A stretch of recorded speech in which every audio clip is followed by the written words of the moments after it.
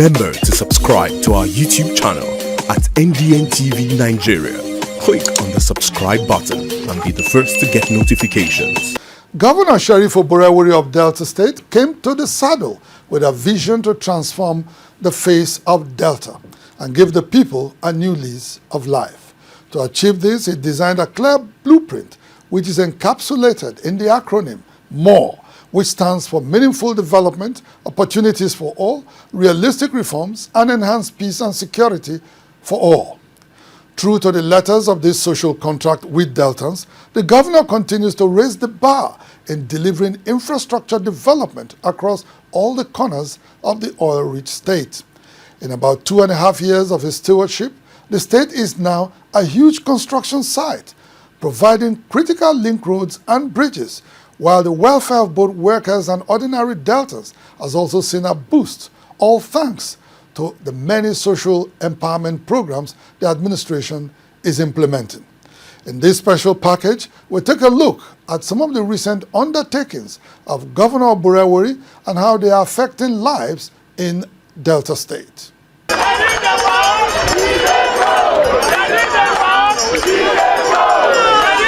The people of oil-rich Delta State are now singing a new song since Governor Sheriff Oborevwori took the mantle of leadership in the state. This new song traces back to the period before the 2023 elections, when he shared with Deltans a clear vision encapsulated in the acronym MORE, which stands for Meaningful Development, Opportunities for All, Realistic Reforms, and Enhanced Peace and Security. Back then, he pledged that if entrusted with the #1 job in the state, he would faithfully implement every letter of the MORE agenda, touching every sector, every community, and every aspect of the people's lives.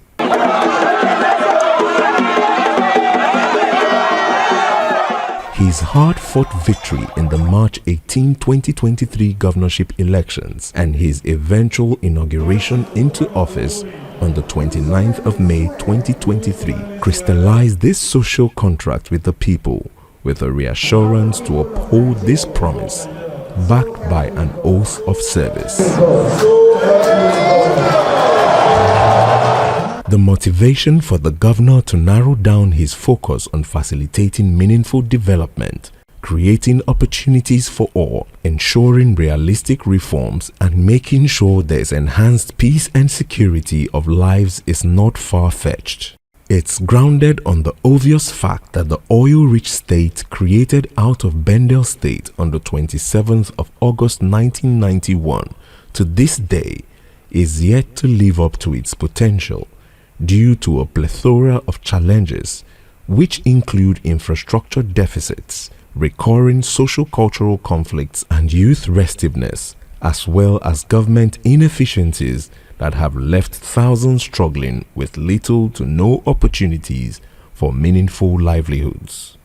As an active stakeholder in the affairs of the state from his early days as a community leader and focal person in Osubi community in Okpe local government area of the state, to his days as a state legislator who headed the State House of Assembly for about 6 years between 2017 and 2023, Oborevwori got the grasp of these multifaceted issues, and when it was time, he aptly captured this in his social contract in order to provide a lasting solution and set the state on a path of peace, development, and prosperity.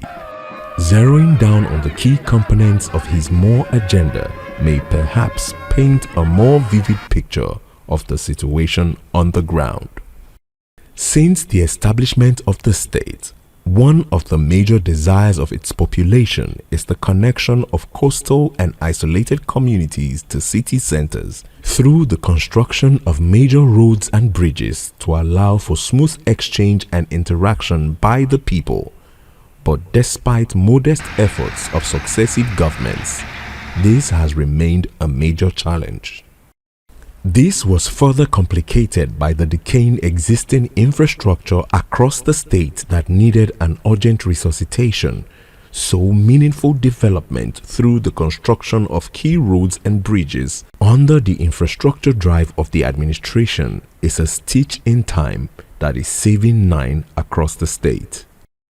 For over 2 years now and counting, the administration has sustained its initial momentum in this regard with projects like the dualization of Ughelli-Asaba Road project that had suffered many setbacks in the past, but now going on smoothly with several bridges along the road already completed.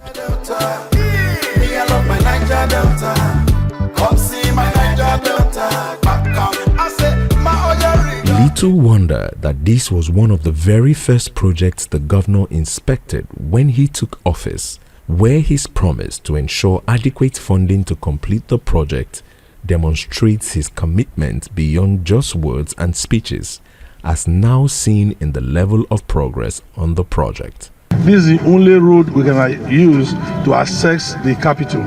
So it's very key to us, and we want it to be completed as soon as possible.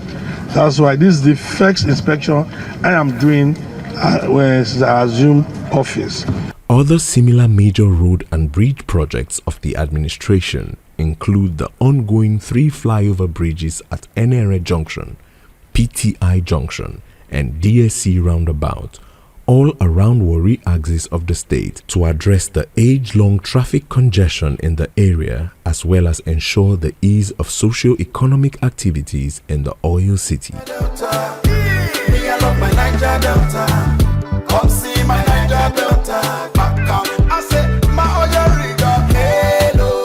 During a recent inspection of the project, both the governor and the people were excited at the level of work already done by construction giants Julius Berger Nigeria Limited.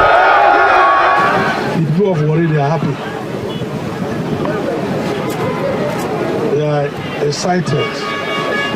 You can see in all the inspection that we have gone through today, you can see the expression from their face. Seeing projects like this, from PTI Junction to DSC Roundabout, and from DSC Roundabout, if you look at you standing by PTI Junction to Efun Roundabout, you can see that it's 4 lane. There's no way you have 4 lane in Delta State. This is the first. By the time we finish it, you will see that the traffic here, this issue of traffic, will be the end. A similar sense of relief is felt across several communities in Warri South local government as the Oborevwori administration fast-tracks the completion of the all-important 21-kilometer Trans-Warri Ode-Ishekiri Road project with 15 bridges, which was first awarded some 19 years ago in 2006. The people who have now seen increased and improved socio-economic activities across their communities due to the relief the ongoing project has brought to them are full of gratitude to God for what they say is a gift of a talk-and-do governor in the person of Sheriff Oborevwori. The road was terrible. There was no road here even before. It's just through boat you can come to the Ishekiri, the ancestral home of the Ishekiri people. But now you can drive, after the Portu, you can drive straight to your house in the Ishekiri. I think it's a marvelous thing the governor has done for us. We'll forever be supporting him for this good thing he has done for us. Today we have hope. We believe today that the governor came, there's hope. And everything is going to be perfect. The story is the same across Ndokwa West and Ndokwa East local government areas in the state, where the Beneku Road and Bridge that connects the 2 neighboring council areas is now at an advanced stage. This Beneku Bridge is very important, connecting 2 local government, 2 key local government. For all the years, they have been using Pontu to carry vehicles, goods, and so many things to cross.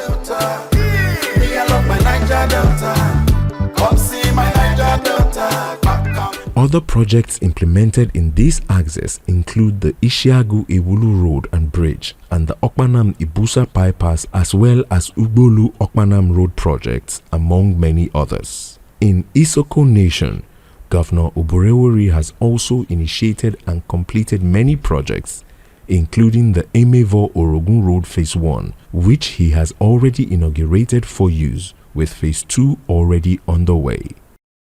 The Olomoro-Igbide Road is another project in the area that had received the Midas touch of Oborevwori. These roads are awarded to serve the people of Olomoro-Igbide. They have been suffering about this road for a very, very long time. I have looked at the work is good. We are grateful to His Excellency for remembering us and for making the dividends of democracy very, very visible to our people. Others include the reconstruction of the 24-kilometer Isoko Ring Road, which runs through Elu, Orode, Ofagbe, Urieiri, Okwe Isoko, Uro Iri, and Adairi roads in Isoko North and Isoko South local government areas. The state capital, Asaba, is not left out of the infrastructure renewal drive of the Oborevwori administration, with several projects including connecting roads completed and in use by the people. One of the major projects here is the multi-billion naira storm drainage works, ongoing to combat the perennial problems of flooding.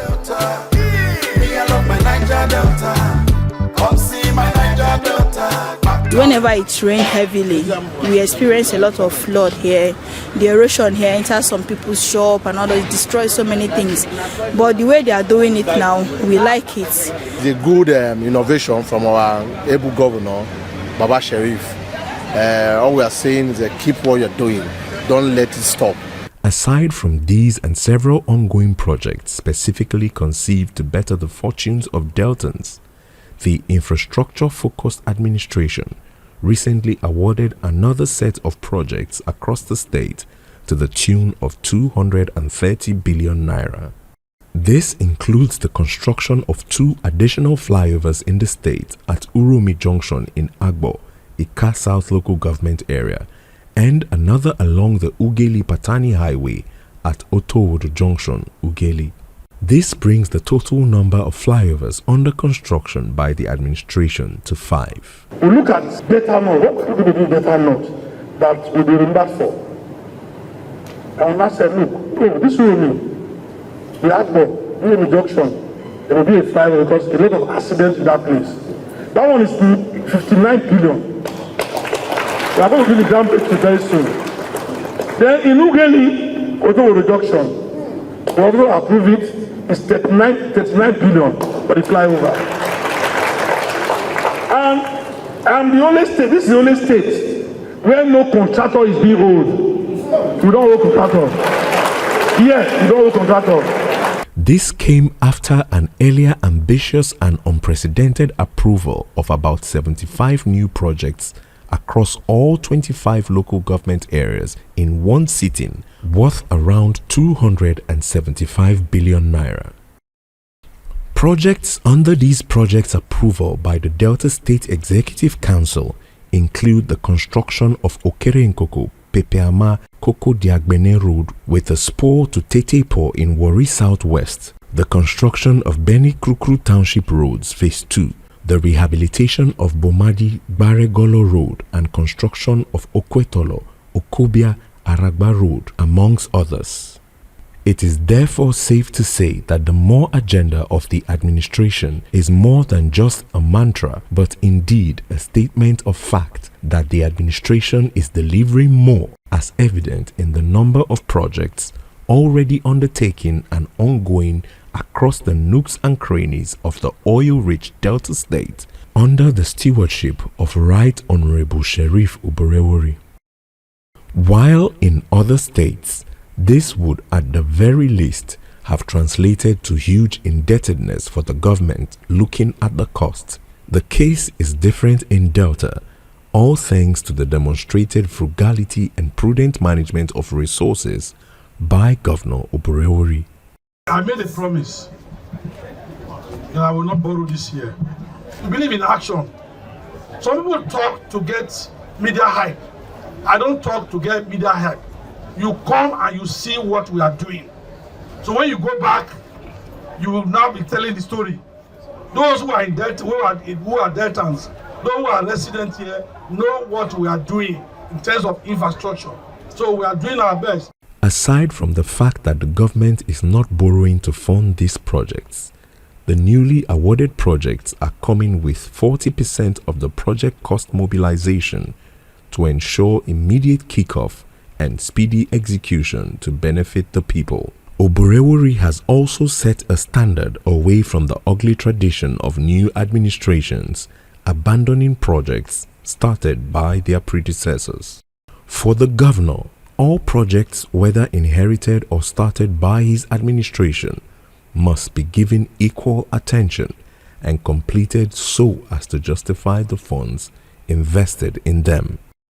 His signature personal supervision of the projects has also given him the symbolic nomenclature of project engineer by experience. This is keeping contractors to their toes, not just in delivering quality jobs but also in record time.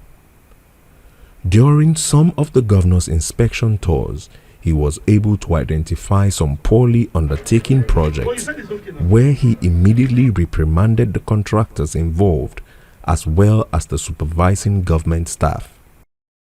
This is not an excuse, man. Look at it. There's no concrete. This is what you did. You see, this is wickedness. The governor's message is clear. Every dime of public funds invested in any project must translate to a quality outcome for the people.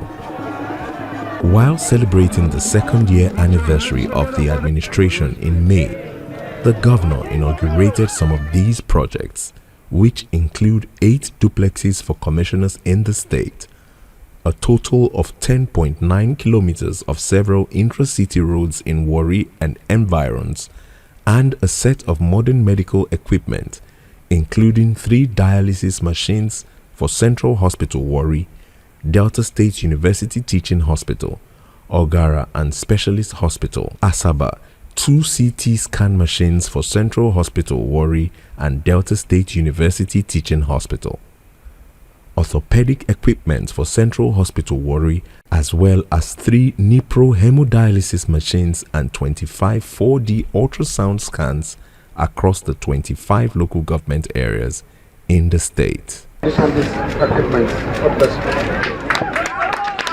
In addressing the challenge of housing deficits across the state, Governor Oborevwori'S administration is constructing low-cost housing estates for civil servants across the 3 senatorial districts, alongside other critical regulatory interventions aimed at ensuring affordable and sustainable housing for all Deltans.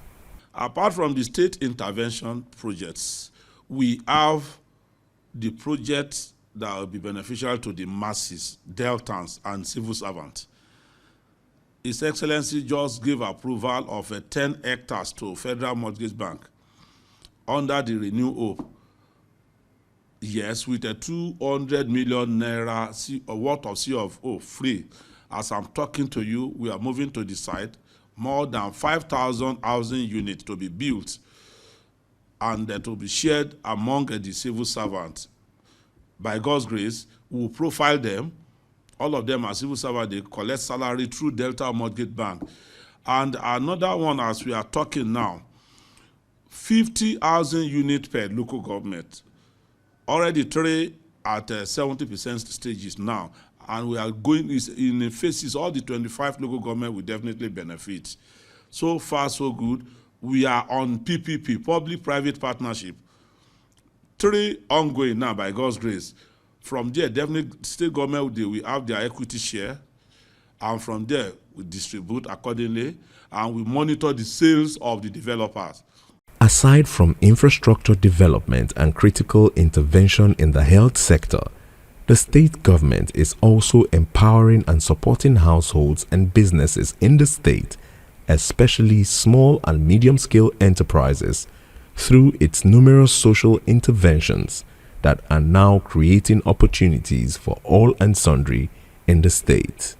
Data from the administration reveals that a total of 266,737 beneficiaries were empowered through several programs, including the Delta Cares, D-Cares program, Women Empowerment and Skill Acquisition program, WESAP, Working Fingers Initiative, more grant scheme, more BISOP program, and the Widows Welfare Scheme.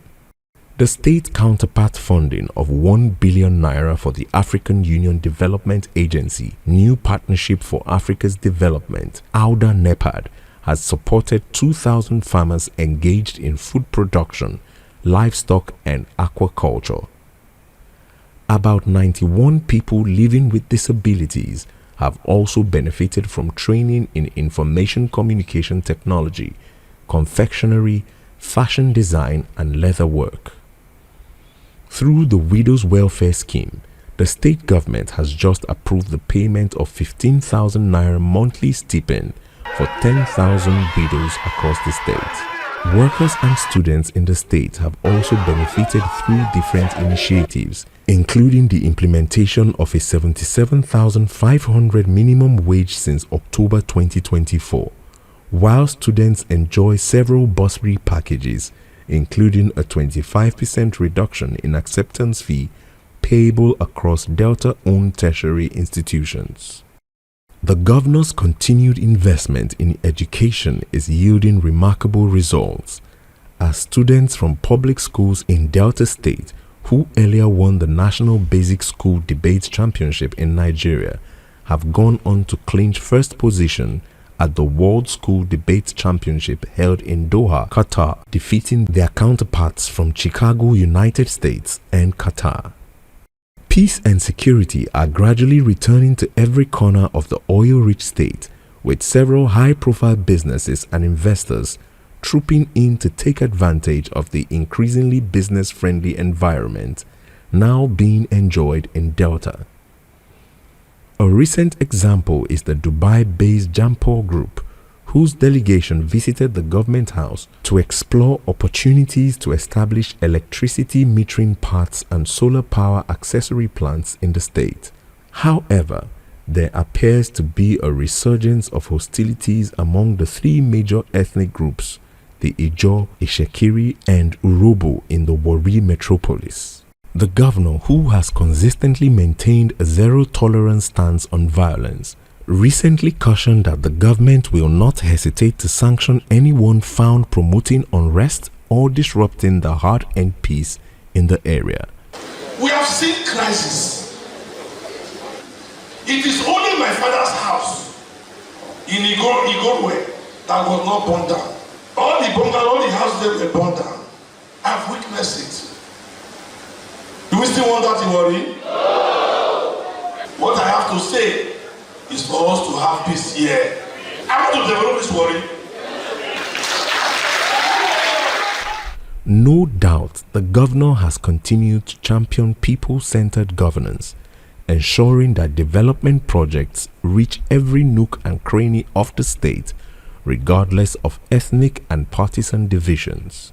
Outside the state, development watchers are also recognizing the remarkable strides of Governor Sheriff Oborevwori in the form of several honors and recognitions that he is receiving. These include the New Telegraph Infrastructure Governor of the Year, Vanguard Newspaper's Governor of the Year for Good Governance and Transformative Leadership, and the Infrastructure Governor of the Year 2024 by This Day and Arise News. Governor of Delta State, I've heard so much about your activities, and I had the pleasure of speaking with you on the telephone some time ago. I have the greatest pleasure in presenting this award to you. Governor Sheriff Oborevwori, supported by his deputy, Sir Monday Onyeme, and a dedicated team of lieutenants, is indeed transforming the Big Heart State, making it a model for others to emulate. Under their leadership, development is now reaching every corner of the state, while peace and communal harmony continue to unite the state's diverse ethnic groups and residents.